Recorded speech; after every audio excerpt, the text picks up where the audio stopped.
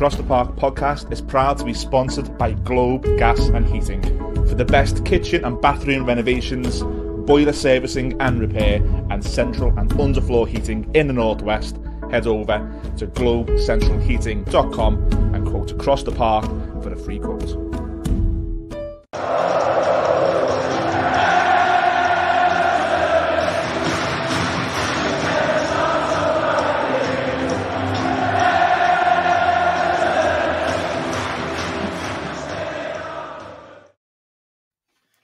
Well, welcome to Across the Park podcast. This is a bonus podcast. We're going to be talking all things the breaking news that Everton have agreed to sign Ashley Young on a free transfer. It looks to be a year deal with the option of another year on top. I'm delighted to be joined by Justin from Up the Villa podcast. We've had Justin on before, and he's going to be giving us the lowdown on Ashley Young. Justin, first of all, welcome back. How are you? I'm all right, mate. Enjoying the summer. Can't wait for the season to begin. Bet you can't. Before we get into it, last time we spoke, just before the game, I think end of February, early March, we spoke Everton v Villa at Goodison. You guys won 2-0 and you just drifted away. And I thought Villa were just going to drift into mid-table. Bloody hell, you drifted into the European places. What an end to the season. Good time to be a Villa fan, mate.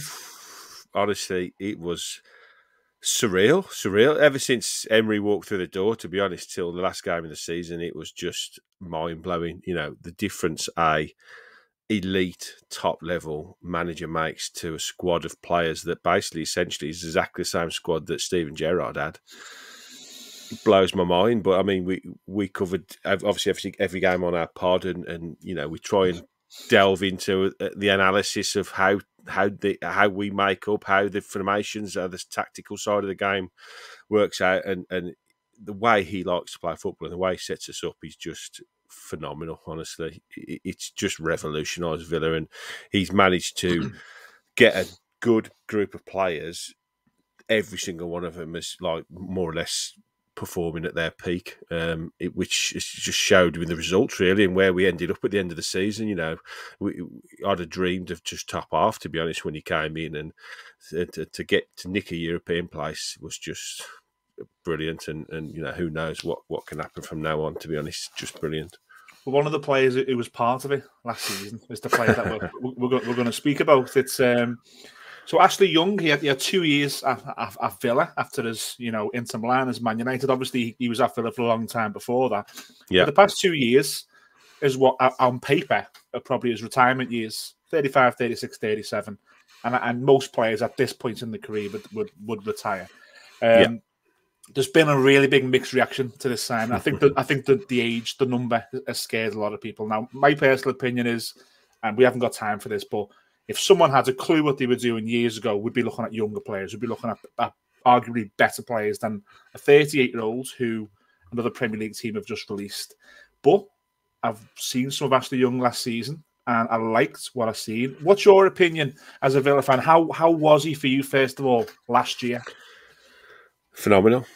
Really? Absolutely phenomenal. Honestly, I can't. He was in the argument for Player of the Year by a lot of our fans. He was outstanding in every single game he appeared in. We had an injury to Matty Cash, and he stepped in there. He played left back, right midfield, left midfield. He could play centre midfield. He could probably play up top. He could probably play in goal, to be honest. The bloke is just... He's a phenomenon. All I can say to every Everton fan is put his age out of the question. Just do not even look at his age. Look at his last name. That's all you need to know. He is forever young. When we had him, first of all, from Watford, he was a sensation for us. He was an absolute revelation, and he played in a phenomenal Villa side at that point. And then we lost him to Man United, and he had a phenomenal time at Man United, went and won everything there. And then they sort of, towards the end of his time at United, reinvented himself as a fullback. Yeah.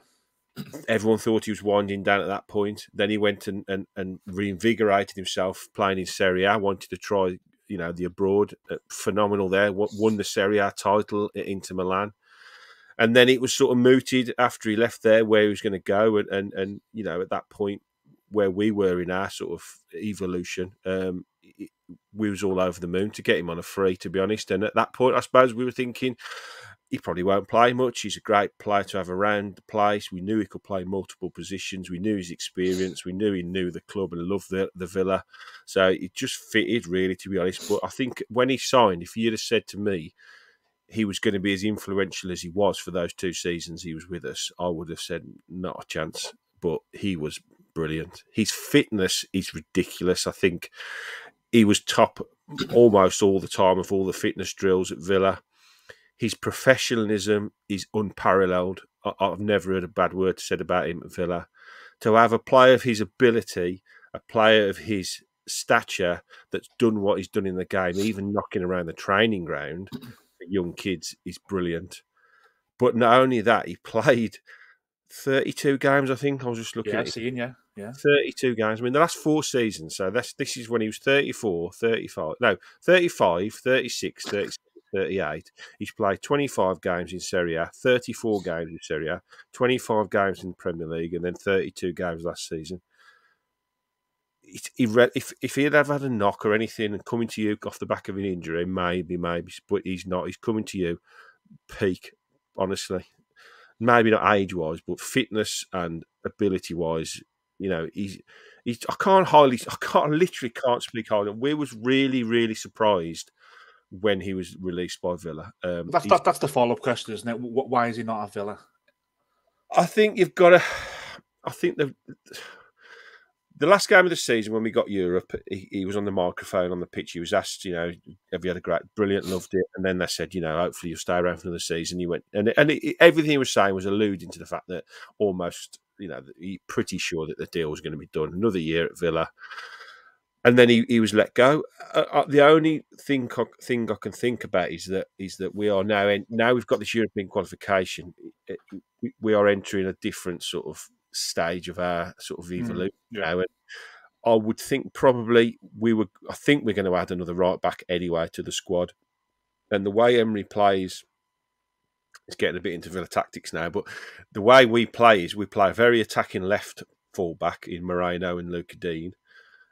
I won't swear about Luca Dean with you lot.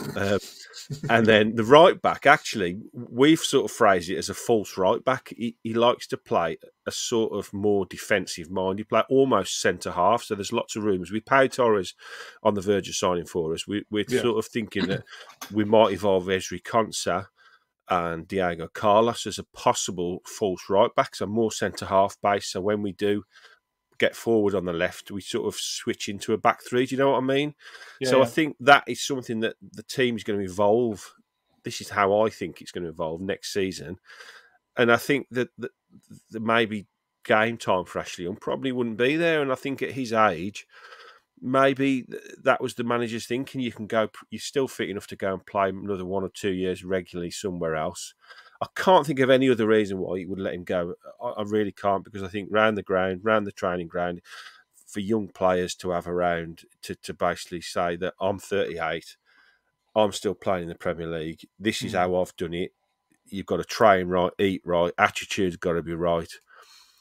And I tell you another thing he's brilliant at. He's a bit of a shithouse on the pitch as well. He loves getting into people's faces. The last 5-10 minutes of games when you just want ahead and you want somebody to buy a foul or do you know what I mean by that? Like, the opposition fans love them playing for you. Yeah, you love them when they're your players. That you love them when they're doing that for you.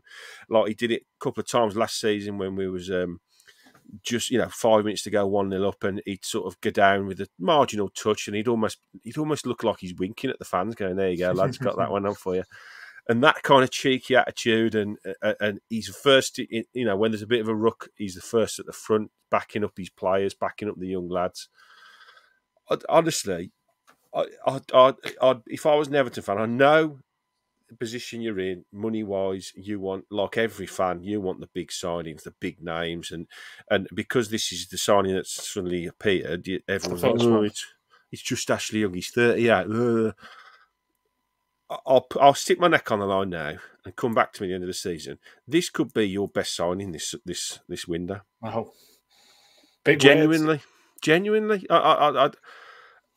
I'm speaking from my heart with Ashley Young because he's been such a big part of my Villa life from when he first came to when he's left, and a lot of Villa fans are still pretty upset that he's not going to be around next season. So I've seen on Twitter, I've seen some Villa fans because we follow each other. Some of the Villa fans come up, and I've seen people saying like, "Bloody hell, hope we don't regret this." I think I think with Emery in the club, it's a head over heart decision. I think it's just a pure footballing.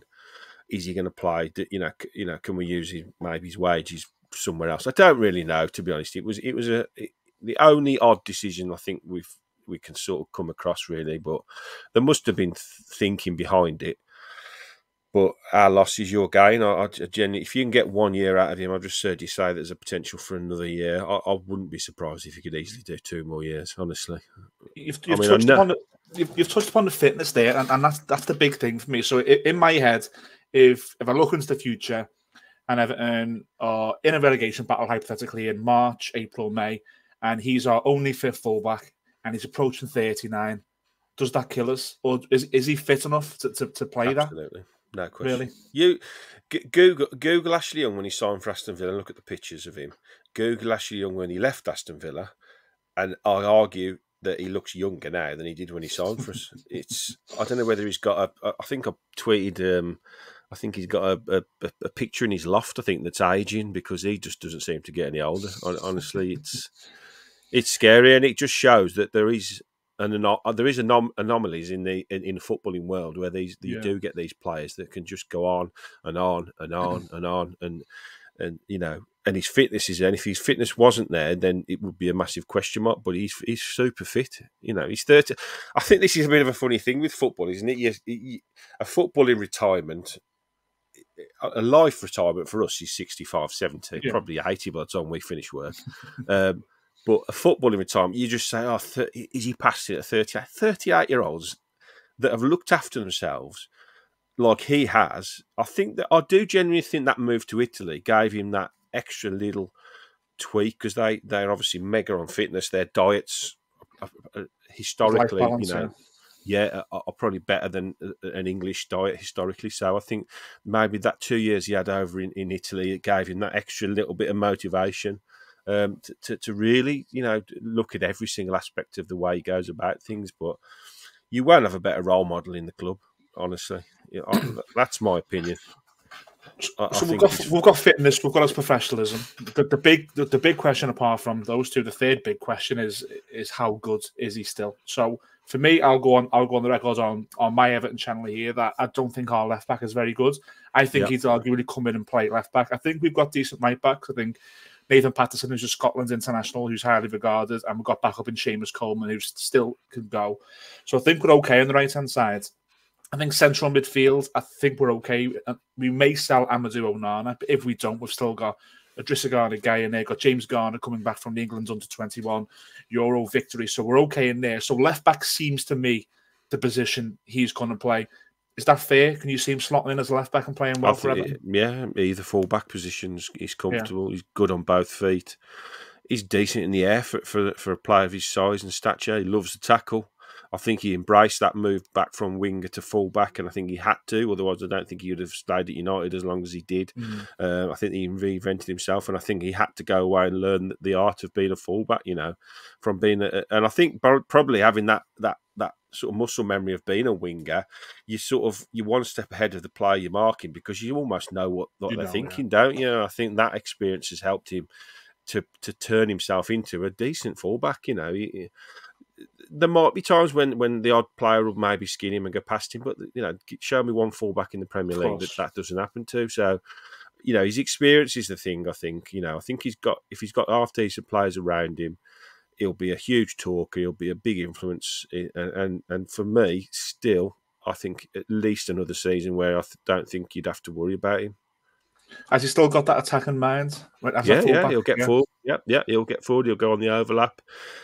One of probably the better crosses of a ball at Villa. Always has been decent in that area. So you've got that advantage as well as a fullback getting forward that, he can always pick a pass and cross a ball. And I think there was a goal this season. I'm just going to have to try and dig into my memory.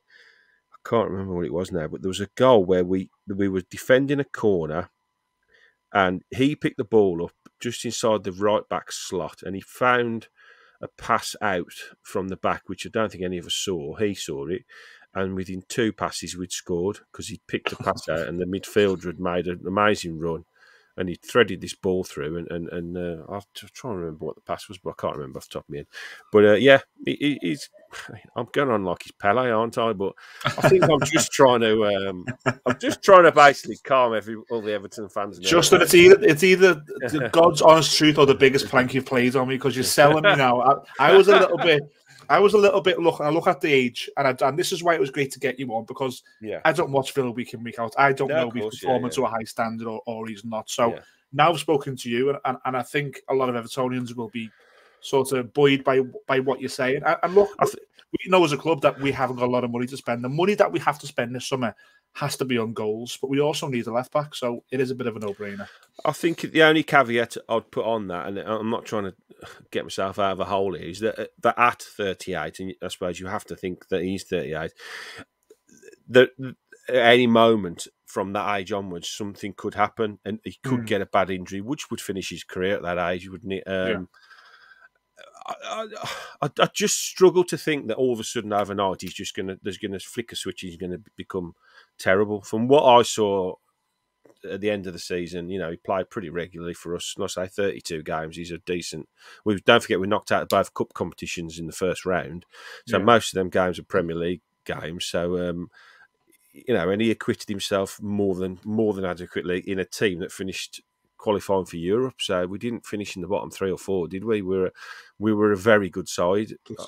Blowing my own trumpet a little bit, but we were a very good side from the 6 months, and he played pretty regularly in a very good Premier League side. So, if you are struggling for money and you've got to make one or two of these sort of astute sort of free transfer signings, and you won't get many. There won't be a better free transfer signing this summer in the Premier League, I don't think.